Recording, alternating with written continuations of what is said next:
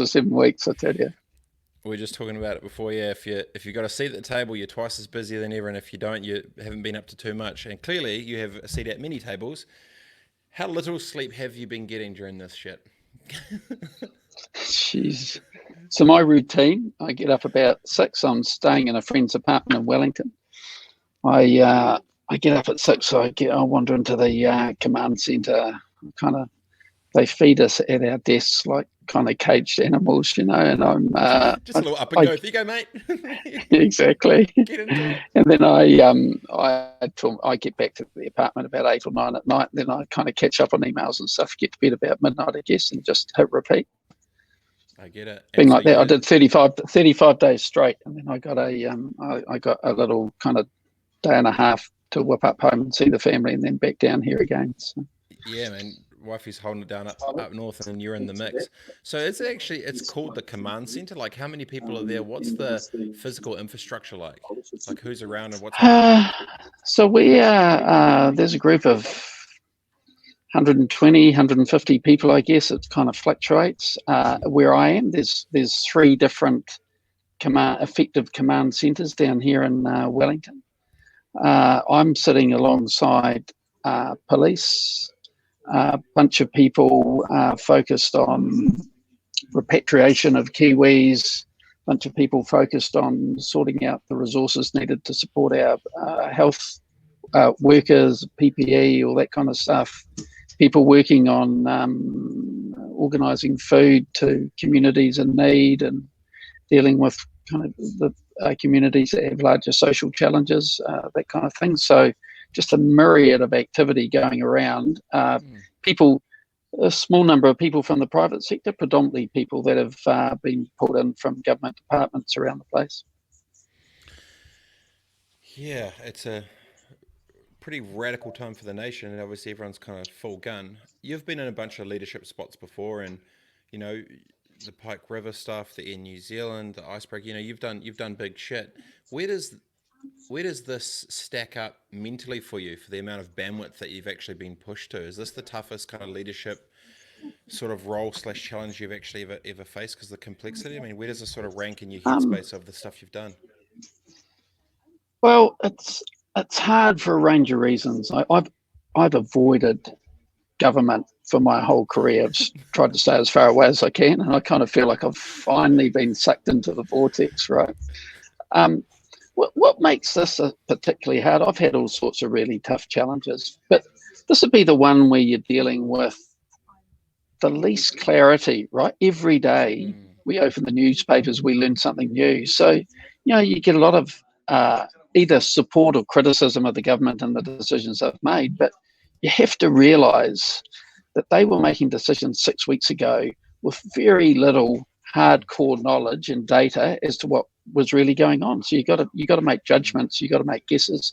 Governments aren't good at guessing or making judgments. Governments are used to sitting down and spending months and months and months analysing data, considering policy choices, making sure they understand all the consequences and unintended consequences of their actions. This doesn't work like that, right? You actually need a whole bunch of people to come together across traditional silos in government and make some really, really big calls with a fraction of the data they're used to making them and make them fast. And government doesn't move fast. So Mm. one of the roles I've been able to play being down here is to bring some agility and speed because business does move fast, right? Business has to be agile to survive. And so trying to figure out, and I've bumped up against a lot of, I guess, bureaucracy, which is there for a reason. Yeah. But I'm the one that everyone has the love-hate relationship with, right? Because I get stuff done, but I ruffle a few feathers in the process. It's like Rob Campbell on LinkedIn. He says all the shit that other people are too afraid to say, and no one can give him shit for it because it's Rob Campbell. So he just gets away with it. It's like it's such the ninja move. But on that, you touch on 2 points: one on speed and one on data. The how do does the government get earlier data sets globally than before it gets made public, or how does the actual flow of data get collated to be able to make a decision? Is there a different level of obviously comms and interaction with other different governments? Just for those that aren't aware of how it, I guess, would work to how it is working, Just talk through that, because I'm quite intrigued to know. There's always what the public know to what is happening to what they know to potentially what other stuff, who knows stuff and who doesn't. How's that all work? Yeah, I mean, there are networks that the government can hook into. You know, the Prime Minister is talking to other Prime Ministers. There's a network, a global network of chief science advisors. So the Prime Minister has a chief science advisor, the Ministry of Health has a chief science advisor. They're all hooked into their counterparts around the globe. The challenge is kind of sifting through the fact and the fiction and the opinion and the kind of the crackpot idea versus the idea that's actually got some substance and genuine on the ground experience. So that's tough. So yes, they're assessing all sorts of information. Like we have a team working in here of kind of 20 or 30 people working on just intelligence data gathering, right, from both locally as well as internationally. But stuff I came off. I was on a call before this one. I had an hour. I teed up through the Kia network actually. Yeah. All the medical professionals that are working in other parts of the world on the front line of this, right? So in New York, in London, in Europe, and so on. And we got a group of them together to talk to the chief science advisors here in New Zealand and say, what are we seeing on the ground? What's working? What's not? What did we find in the first couple of weeks when it was kind of going super crazy versus what do we know now, given that those countries they've gone through a really challenging time. And if we get a second or third wave and we have those challenges, can we be a bit ahead of the game based on what we learn from those guys? So some of it's ad hoc, some of it's organised, but, to some extent, we're all learning at the same rate, So you open up the paper and read stuff. Our politicians, our medical professionals are opening the paper and reading those same things. Yeah, you're clearly balancing a pretty fine line of the navigation of comms between public and private sector, right? And there's not many people that can have that crossover brain to understand both sides. Before your flight down to Wellies, you were saying, I think 6-7 weeks ago, what was your biggest fear going into it? I was pretty vocal before I arrived down here. It's one of the reasons I ended up down here, to be honest. I was pretty vocal that the government needed to be moving faster and actually more aggressive. It was clearly evident what was happening in other countries. It was clearly evident that the virus was going to come in across the border. So I was very clear the government needed to be locked down fast, lock the border down hard, get things under control, and then figure out how we're going to manage our economy. I still would have liked to have gone faster than we did, but the government had a whole bunch of trade-offs that they had to be considering at the time. So my fear when I got down here is that I would just push up against a bureaucracy and I wouldn't be able to get the momentum that was needed and things I felt was really important, like getting the best quality kit we could for our health workers to keep them safe in the event that things started to really kick off. Right, it was those kind of issues. And when I got down here, to be honest, first week I was kind of floundering around like a fish out of water. I didn't really know how to make things happen down here. But by halfway through the second week, I was sending a text to the Minister of Finance to say, we need $70 million to buy some PPE, and we don't have time to go through the normal approval processes. We got that signed off within 12 hours. So you for 70 mil. Yeah. He was in the cabinet meeting at the time. He said, "I'll get back to you." But anyway, we got it done, right? We got it done, and that's what actually needed to happen. Because if we didn't do that, if we went through the normal process, would have taken 2 weeks, and we would have been right at the back of the queue when everyone else was scrambling to get the stuff. So that's where, someone that's used to working in the system wouldn't think of doing that because it's deemed to be inappropriate, right? Whereas I kind of don't have to play by the rules because I'm not part of that organisation. I'm actually just a unpaid volunteer, right? So you can kind of live outside the system a little bit. So. Well, it's so good too because you're on the outside just getting vocal, and then the next move is like, All right, mate. Well, how about you come down and give it a go? Cheers. All right. Exactly right, exactly, for And better or then, worse. So I had a little bit of trepidation, but anyway, I think I've been able to make a little bit of a difference. So well, how does yeah. that work with you flipping 35 days straight? I hope Jacinda's giving you some overtime cookies or some shit. Jeez. Yeah, well, actually, it's kind of like you opened up by saying you're either twice as busy or kind of, doing nothing at all. Um, in some ways, I feel like I'm lucky one, right? So, if I was sitting at home twiddling my thumbs, I'd actually be going mental. I'm not good in that state. I need to be really active. So I haven't had to like drag myself out of bed and think, God, I've got to go to work today. You like bounce Mm, out of bed, and actually the challenge is more to close the laptop and think, geez, I've got to get to bed. I need to get 5 or 6 hours sleep or I'll be yeah. trashed tomorrow, right? So it's just that adrenaline just keeps driving you. So, You still getting your workouts and shit in? Like, what are you doing for your fitness stuff? Are you going for like a little midday walk? Are you just putting on? yeah, You put on the. You're just gonna put on the pies, mate. You're gonna get home. Sarah's I gonna be know, like, I Rob, know, I there's the know. treadmill. Get your ass down into the flipping gym. Exactly. I'm normally just super disciplined. I love my exercise, but so it's gone a bit by. So I walk to work every day. It's 25 minutes to and from the apartment I'm staying in. That's pretty good. I do it kind of. I've got a little because I travel. Well, I used to travel a lot. I've got quite a good kind of hotel workout thing, just kind of abs Yep. and core strength and that kind of stuff. But I maybe get a run in twice a week, but nothing. Normally I'd be an hour or two at the gym every Yeah. day, right? So I'm Yeah. kind of like I feel like I've become a complete veg, right? Oh, just Wally life, mate. You're still Yeah. settling in.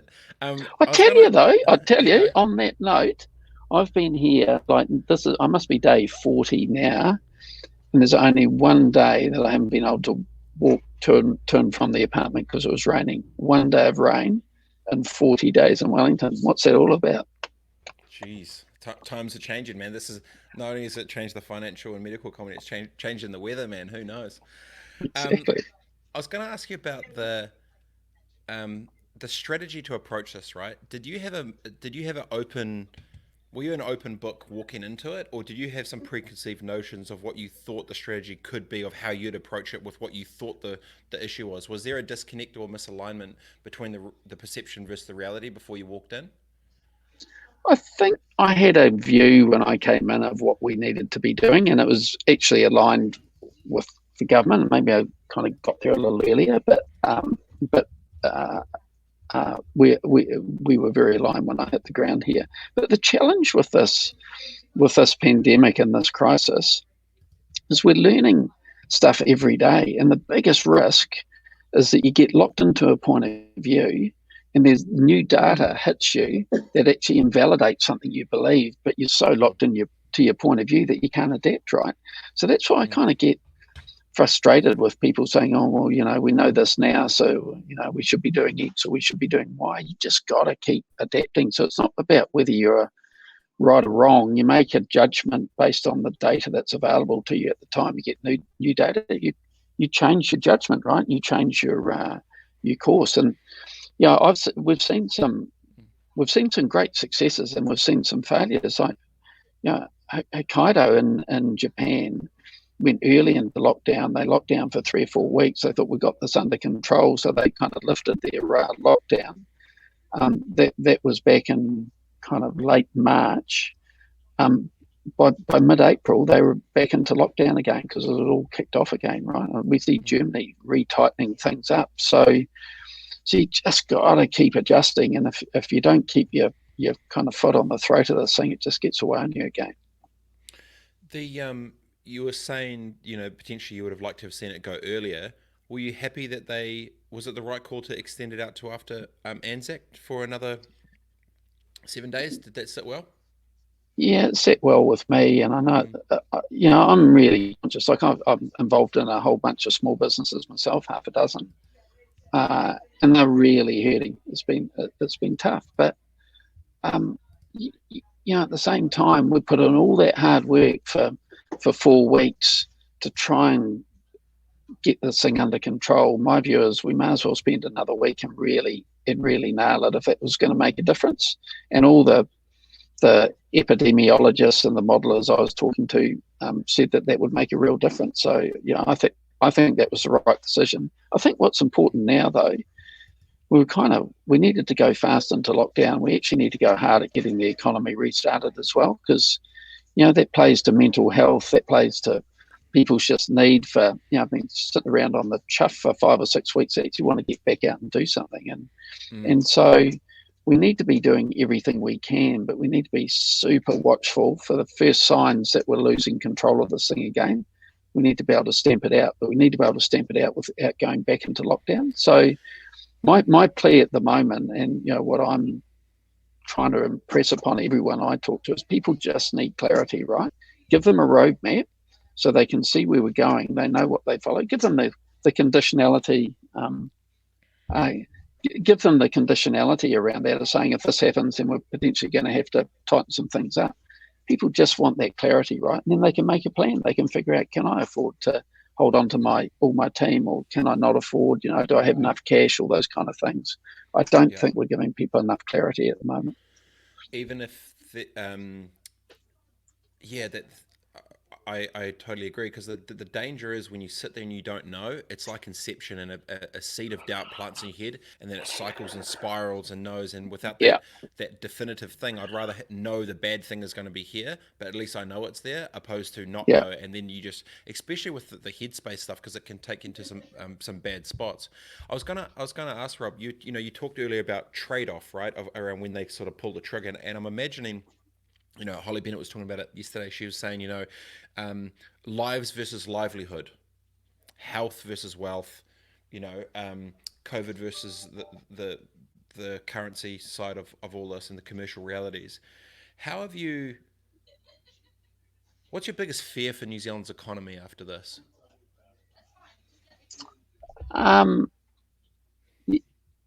Because, I'll say, my starting position is I don't buy into the lives versus livelihood argument. I actually think it's got to be lives and livelihood, and I think these things can be in balance. And everything I've seen, you just take what's happened so far, and you say compare us to the UK or compare us to USA. USA is kind of heading for 20% unemployment at the moment. Do I think we'll be that bad? No, I don't. UK. From the first infection in the UK, the first person that died to their hospital system being overwhelmed was 10 days, right? So they were too slow into lockdown, and now they'll spend twice as long in lockdown as we do. They'll be in lockdown for 2 months. So my view is, by going hard and going early, we'll come out of lockdown early. We actually get a better economic outcome, and we get a better health outcome, right? So I think our mindset has to be, we want health and we want livelihoods. These are not trade-offs. I think the narrative, because the daily communications have all been about how many cases today, how many deaths, we've all got fixated on these numbers, and they kind of they become quite almost like a drug. They're addictive, right? What are today's numbers?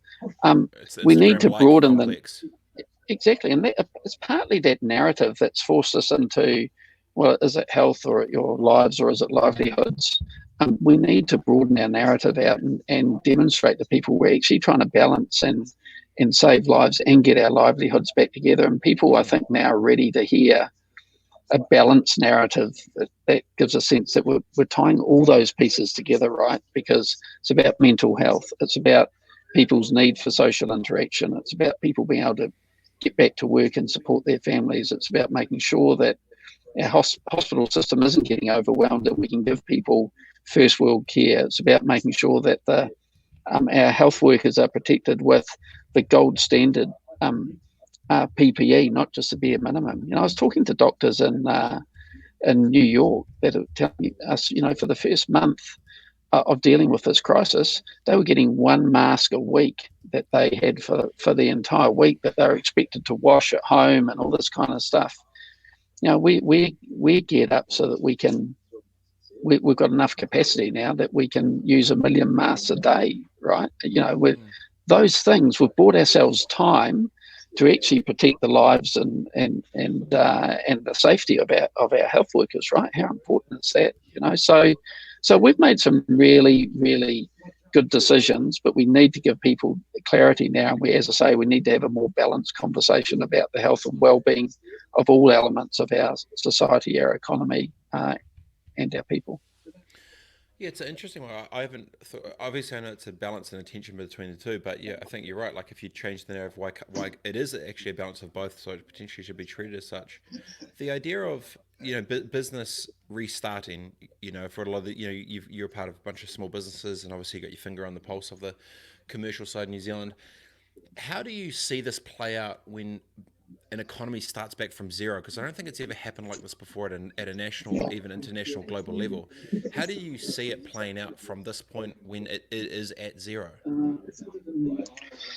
Yeah, you know, some things start up quickly, right? If you're a cafe and come this week on Tuesday, you're able to take away coffees and so on. Well, you're back underway. So it doesn't go kind of 0, 5%, 10%, 15%. Some businesses, when they reopen, will be able to move at pace. One of the businesses I'm involved in is a company that does store fit outs, right? And they're back at work on Tuesday and they're pumping. The next couple of months are busy. They're catching up on a whole bunch of work that was stalled in the last month or two that everyone wants to get mobilised again. So some things will kick off really, really quickly.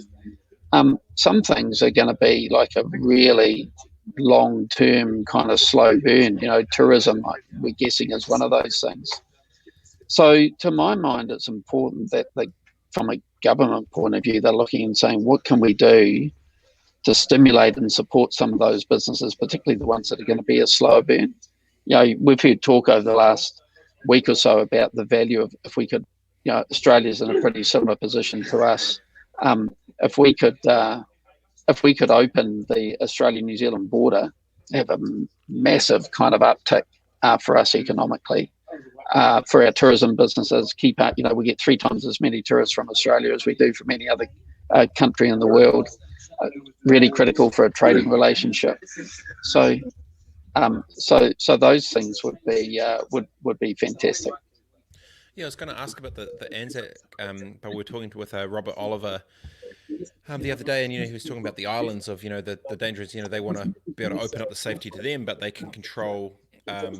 They can't control who's coming into them, but we can control who comes to us, and so it becomes that risk that the wider it gets. Do you think there should be like an Anzac bubble between who, or how would that work? And I imagine it's going to be, there's obviously processes and testing. I mean, how do you even see the possibility of that becoming a potential reality, or even if it's feasible? Well, I think it's feasible, right? For that to become a reality, we have to have very, very equivalent health situations in terms of what's going on in our communities by way of infection, and we have to have very similar border controls around the Australasian bubble, so that we're confident that neither country is allowing the virus to come in across its external borders. But if you look at the moment, Australia's getting 6 cases a day at the moment, average, 1 per state. We're getting a couple. So the risk that the virus is going to come across our border from Australia has got very, very small. Most of the virus that came across our border, in the lead up to this event, was coming from highly infectious countries like Italy, like Iran, like USA, like the UK, and so on. So if we can get confident that we've got similar policy settings, then I think it's highly feasible that we could have free travel across the Australia-New Zealand border. But to make that work, you then have to say, so what are the requirements you put in place? Maybe someone, before they come across the border, has got to kind of self-isolate at home for 3 or 4 days before they jump on a plane. Maybe they need to be tested before they leave. Maybe they need to be tested every couple of days when they arrive. What's the arrangements on board the plane? How much seat density can you have on the plane? Do people have to wear masks? There's a whole series of protocols you'd have to go through. Super critical, I think, that we have a good contact tracing solution in place, so that when you arrive as a visitor, you get given whatever the device is, so that we can keep tabs on you as you're moving around the country, all that kind of stuff, right? So it takes a decent work effort, but my money would be on getting that task force going now between Australia and New Zealand and see if we can figure it out, because it's got to be, of all the borders we could open, that's got to be the easiest one. And that obviously plugs directly in, because obviously they got direct flights into Queenstown with tourism, one of the biggest, hardest hit. How do you see this tourism landscape playing out? Because shot over shot, it's essentially at zero. Even if the New Zealanders back the locals, it's still not going to be anywhere near the same routes. Do you see it as the same approach of local, regional, national, then obviously the international out again? Like how do you see tourism play out after this? Yeah, if you look at tourism, over half our tourism is domestic. If we can get mobility within New Zealand again, then we will see domestic tourism pick up. I mean, I travel a lot overseas, right? In this scenario, I'm going to be vacationing in New Zealand, so so I'll be additive to what's going on in New Zealand. If we get Australia open, that's another big chunk, as I say, 3 times as many tourists from Australia as any other country in the world. So if we could get domestic tourism going, if we could get Australian tourism going, and potentially, if Australians can't go to many other places, then we could get more Australian tourists coming here than traditionally we've had. Potentially, right? So I've got a vision that says, within 12 months we could have a really vibrant Australasian bubble. Then maybe it's it's still tough, right? But maybe it's not quite as tough as what people are thinking at the moment. Yeah, I'm an optimist. Got to be an optimist, dude. Same page. I get it. It's good. You're talking about the contact tracing before, and they're talking about devices and bits and pieces. I don't know if that has been talked about or not, because I try to not to follow too much of any sort of clickbaity news. But is there any talk about using like prison ankle bracelets for humans? Not ankle bracelets. It's there probably going a little further than the social license that the government has at the moment. But we are playing around with the idea of like giving everyone, like every New Zealander, a card like about the size of a credit card that you hang around your neck on a lanyard, or you put in a wallet or whatever, that has a little Bluetooth transmitter receiver on it. And all that device would do is, if I was near you for longer than a certain period of time, might be 3, 4, 5 minutes, so we're not just walking past each other in the street, my card would record your card number on it and just say, I've been in proximity of you. No personal details about you. All it's doing is exchanging card numbers.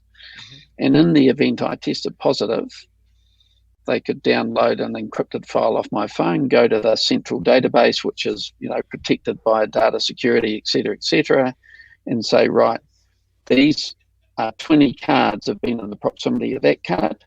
We're going to get the names and phone numbers of those people, which were recorded when we gave them the card. We're going to ring them all up and say, or send them a text actually, and say, you should go and self-isolate now because you've been in close proximity of someone that's tested positive, and then we'll call you in 12 hours and tell you what to do next. If we could do that, we could potentially take 3 days out of the time it's currently taking to trace contacts.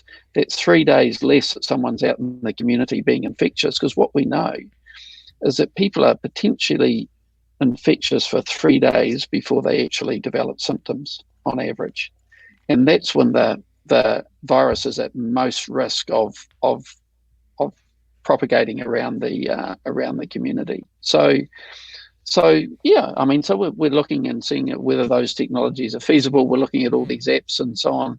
But if that's the price we have to pay to be able to move freely around our society and our communities and get back to work and so on, doesn't feel like a very big price to me, and that's true of most people I've talked to. And would that be mandatory to have the card on you when you're out and about? And would that exist for if you're flying into New Zealand, if you're a New Zealander? Is that how they do it, instead of putting them up in hotels and stuff? Yeah, well, I suspect if you're coming from a high-risk country, you're still going to have to go into a hotel for a while, because the problem is if you go home, even if you've got the card, if you start spreading it around. So if you come from somewhere high risk, I think you're still going to have to quarantine. But if you're coming from a low risk environment, then I think the card is the answer, right? That's the way to. And these cards don't track where you are. It doesn't say, Robett was kind of in this bar at 2:00 in the morning. All it says is, I was not there. Yeah, exactly. It wouldn't be you, right? All it says is you were beside this person at that time on that day. But I don't think it's going to be legislated like a driver's license that says you've got to have your driver's license when you're in the car. But I think what would happen, like if I'm an employer, I don't want anyone coming into my building that doesn't have a card, because in the event someone tests positive, I don't want to have to send everyone at home, right? I only want to send the people home to self-isolate that happen to be in contact with that person. So it's kind of a health and safety thing, right? It's the way we keep our grandparents healthy and out of hospital, It's the way we look after the future of our country for our kids. To me, it's a no-brainer. I was gonna ask the tech on the backside of that. Are they looking at like blockchain technology to be able to use as a ledger for all the data, or is this going to be new tech on existing sort of cloud-based platforms out of is that the type of chat that people are sort of talking about for this, or is it quite traditional? Yeah, it is. Well, we're trying, like, I've been bombarded with ideas of kind of everyone who's got the best tracing app in the world that can solve this problem. Where possible, we do. Don't say crypto. Exactly. Where possible, we want to use proven technology, right? Because if you try and rush some new technology to market to solve this problem and the timeframes we're talking about, you're bound to get it wrong. So there is already like Bluetooth transmitter receiver technology. It's in your phone. It's on the little tile things that you can attach to your keys. In the event you lose your keys. You need to use kind of rotating encrypted keys because you don't want people being able to follow you around town. So Apple and so on do this now with their Bluetooth transmitters for privacy reasons. You want to make sure the data is protected. I mean, one of the reasons Apple and Google are very cautious about how their phones work in this space, is they don't want, if you're in, I don't know, if you're in Myanmar, and you get pulled up by the police because you're the local communist or whatever, you don't want Google and Apple don't want the police getting into your phone, figuring out who all your close contact communist mates are, so they can all be hung up from their feet and beaten with a stick, So there's a whole lot of protections in around much of this technology to ensure it can't be used badly by bad actors, bad governments. Yeah. So we're having to think through all those things, right? How do you get the security? How do you protect the privacy of individuals? How do you have the right rules in place, and if needs be, legislation to make sure the data can't be used by other government departments for other purposes, all that kind of stuff. It's a real challenge. But if we can solve that challenge, it gets us back to work. It gets us able to go into our cafes and into our restaurants and live as best as possible a normal life whilst we've got COVID-19 in our midst.